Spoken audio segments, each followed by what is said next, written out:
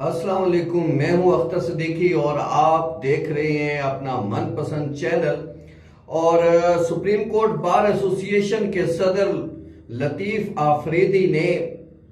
वोकला की जानिब से जो इस्लामाबाद हाई कोर्ट पर धावा बोला गया और फिर जस्टिस काजी फायज ईसा के मामले पर आज क्या कहा है कि जिसकी वजह से इस वक्त जो है वो अजीब सी कैफियत जो है वो पैदा हुई है और माहौल खासा गर्म है। और लतीफ अफरीदी ने सीडीए को किस तरह से आड़े हाथों लिया है, उसके साथ साथ चीफ जस्टिस अतर मिनल्ला के हवाले से उन्होंने क्या बातें की हैं, उसके साथ साथ चीफ जस्टिस गुलजार अहमद और जस्टिस काजी फायज ईसा के मामले पर सुप्रीम कोर्ट बार का क्या मौकफ है, इन सारे मामलों पे आज हम आपको आगाह करेंगे।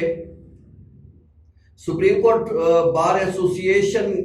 के सदर लतीफ अफरीदी की सरबराही में आज उनकी एग्जीक्यूटिव का इजलास था, जिसमें दो मामलात पर खसूसियत के साथ गौर किया गया है। एक तो जस्टिस काजी फायज ईसा को वजीर आजम पाकिस्तान इमरान खान के मुकदमात सुनने से जो रोका गया है और उसके साथ साथ उनको फैसले में शामिल ना करने का मामला, उसके साथ साथ जो है इस्लामाबाद हाई कोर्ट पर जो वोकला बरादरी ने धावा बोला था उस पर गौर किया गया है। और इस जारी रहने वाले इजलास में तकरीबन काफी देर डिस्कशन करने के बाद 2:30 बजे के बाद जो है वो मीडिया को बुलाया गया और लतीफ अफरीदी ने इस सारे मामले से जो है वो आगाह करते हुए तफसीली ब्रीफिंग दी। लतीफ अफरीदी का कहना था कि चीफ जस्टिस अतर मिनल्ला ने जो हुक्म जारी किया है उन्हें ये हुक्म जारी नहीं करना चाहिए था। उन्होंने पहले भी वोकला बरादरी के जानिब से जो इस्लामाबाद हाई कोर्ट पर धावा बोला गया और फिर चैम्बर में जो कुछ हुआ और जो कुछ भी होता रहा उसकी मजम्मत हम पहले ही कर चुके हैं। ऐसा नहीं होना चाहिए था, ऐसे अनासर के साथ हमारा कोई ताल्लुक नहीं है। ताहम चीफ जस्टिस अतर मिनल्ला को भी जो है इस सारी सूरत हाल में नहीं बैठना चाहिए था, उन्हें वोकला का केस नहीं सुनना चाहिए था। वो जानिबदार हैं और जानिबदार बंदे से इंसाफ की तवक्को नहीं हो सकती। उन्होंने साथ साथ सीडीए पर भी इल्जाम आयद किया है कि अगर गिरोड में इतने अरसे से चैम्बर कायम थे तो सीडीए ने पहले कार्रवाई क्यों नहीं की और किस बात का वो इंतजार करते रहे हैं। और दूसरी जानिब 2 चैम्बर गिराने का हुक्म मिला और सारे चैम्बर गिरा दिए गए। इब्तदा में तो सीडीए की गलती है, गिरोड में चैम्बर बनाने ही नहीं दिए जाने चाहिए थे। हमने पिशावर में चैम्बर जो है वो गिरोड में नहीं बनाने दिए, वहां पे सूरत हाल खराब नहीं हुई, यहाँ पे इजाजत मिली और फिर उसके बाद जो कुछ हुआ वो इंतहाई जो है वो काबिल मुजम्मत है। और सीडीए को अब इस हवाले से जो है वो मुतासरीन को उनके नुकसान का भरपूर तरीके से अजाला करना चाहिए। लतीफ अफरीदी से जब सवाल जवाब हो रहे थे तो उनसे जस्टिस काजी फायज ईसा के मामले पर जब बात की गई तो उन्होंने कहा कि जस्टिस काजी फायज ईसा को जो है वो बेंच में शामिल नहीं होना चाहिए था और चीफ जस्टिस को उन्हें शुरू से ही इस बेंच का हिस्सा नहीं बनाना चाहिए था और जस्टिस काजी फायज ईसा को भी चाहिए था कि वो इस बेंच का हिस्सा ना बनते। ताहम अब जब वो बन गए और मामला चलते रहे तो फिर उसके बाद चीफ जस्टिस ऑफ पाकिस्तान ने जिस तरीके से जस्टिस काजी फायज ईसा को फैसला तहरीर करने से रोका है ये नामुनासिब है और गैर कानूनी है। चीफ जस्टिस को चाहिए था कि वो इसका फैसला जो है वो जस्टिस काजी फायज ईसा को तहरीर करने देते और इससे सारे चूंकि उनका नोटिस था तो उन्हें बेहतर मालूमात थी तो इस पे उनको बात करने दी जाती। लतीफ अफरीदी का मजीद भी कहना था कि जस्टिस काजी फायज ईसा जो अब इख्तलाफी नोट लिख रहे हैं या जो कुछ भी कर रहे हैं इस हवाले से उन्हें ये तहरीर करने दिया जाना चाहिए और इस हवाले से वो जो कहना चाहते हैं उनको कहने की इजाजत होनी चाहिए। क्या सुप्रीम कोर्ट बार के सदर को जस्टिस काजी फायद ईसा के इख्तलाफी नोट के हवाले से कोई मालूमात हासिल थी जो वो इस तरह की बात कर रहे थे, या क्या वो जानते थे कि जस्टिस काजी फायद ईसा कोई फैसला तहरीर किए हुए थे जो वो देना चाह रहे थे, जो जस्टिस गुलजार अहमद के बाद जो है वो नहीं दे सके, और मामला जो है वो इमरान खान साहब के एक मुकदमात ना सुनने पे चला गया और यूं मामला जो है वो निपटा दिया गया। लतीफ अफरीदी ने जिस बात पर ज्यादा जोर दिया है उनका ये कहना था कि जजेस को आपस के जो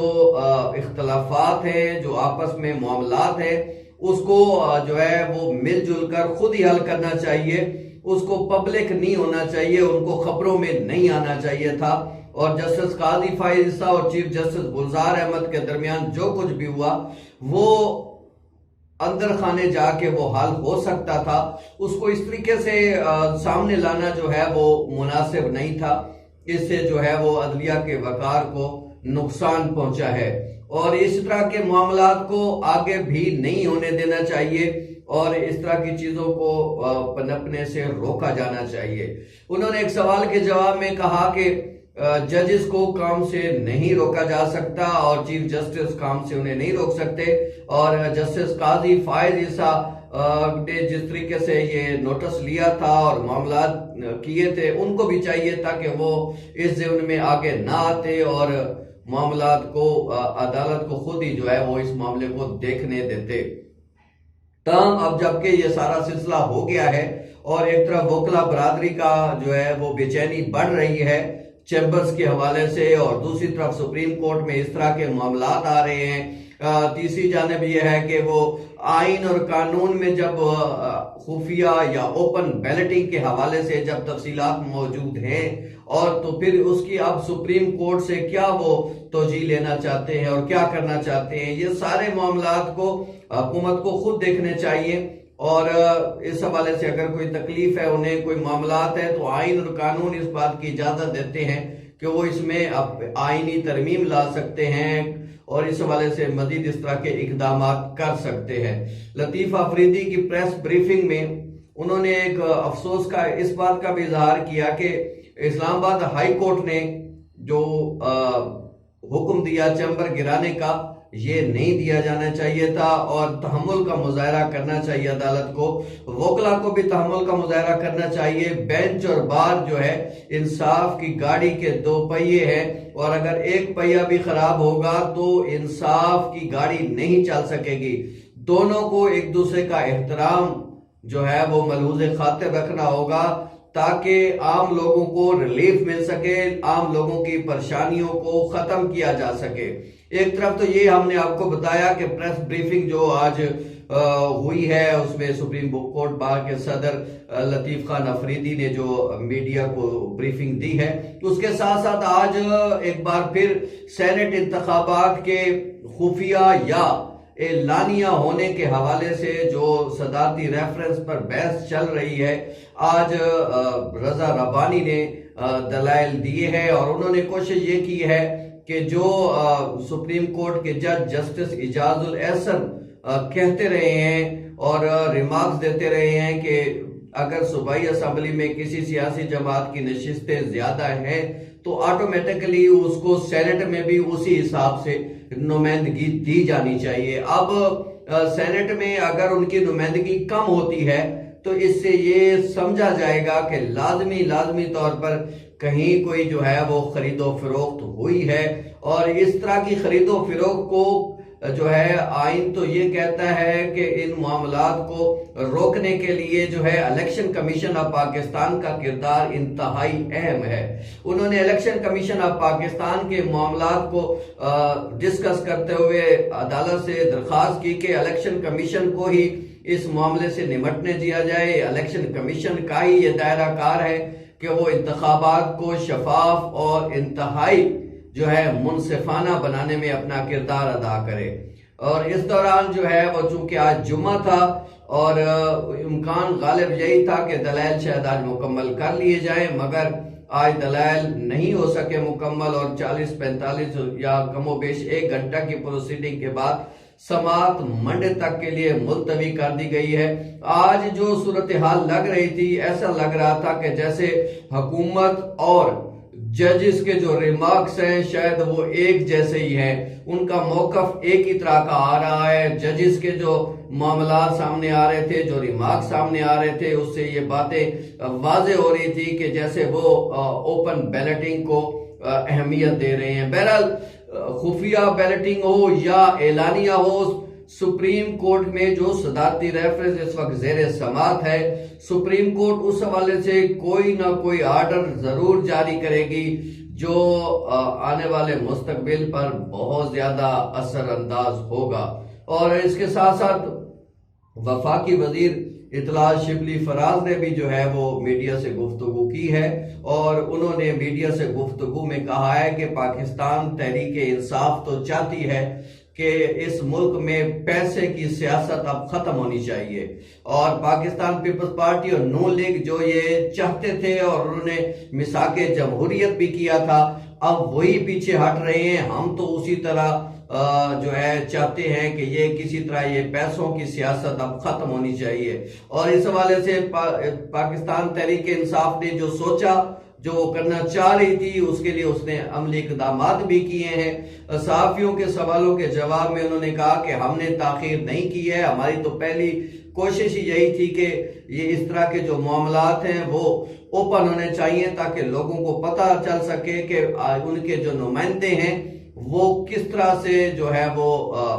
इस प्रोसेस में हिस्सा लेते हैं, किसका साथ देते हैं। उन्होंने कहा कि अमूमी तौर पे होना तो यही चाहिए कि जिस रुकन का जिस जमात से ताल्लुक है वो उसी जमात के जो है वो मेंबरान को या उनके जो वोट लेने वाले उम्मीदवार हैं उनको वोट दें। अब ये तो अब पता चल सकेगा, ये तो जब ये इलेक्शन होंगे। बहरहाल उन्होंने भी उम्मीद जाहिर की है कि पाकिस्तान तहरीक इंसाफ जो है वो अक्सरियत हासिल करेगी और अक्सरियत कैसे हासिल करेगी ये तो वो वाजे नहीं कर सके। जहांगीर तरीन के हवाले से उन्होंने कहा कि उनका एक किरदार था, वो पाकिस्तान तहरीक इंसाफ में थे का लफ्ज इस्तेमाल किया। तो इस पर फिर सहाफियों ने जब बात की तो उन्होंने कहा कि जब तक उनका किरदार था उन्होंने अदा किया और जहां आइन और कानून के मुताबिक पार्टी जो है उनसे कोई किरदार लेना चाहेगी तो वो देते रहेंगे। इस तरह की मजीद खबरें देखने के लिए देखते रहिए अख्तर